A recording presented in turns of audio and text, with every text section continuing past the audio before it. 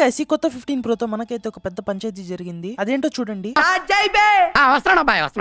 ఈ ఫోన్ వచ్చేసి మా ఫ్రెండ్ హరిది. నన్ను కూడా చాలా మంది iPhone 15 Pro Max కొనుక్కోమన్నారు. బట్ దాంట్లో హీటింగ్ ఇష్యూ అది ఇది అని చెప్పి కవర్ చేసేసా. బట్ నిజం చెప్పాలంటే నా దగ్గర డబ్బు లేదు భయ్యా. ఇది రియలైజేషన్.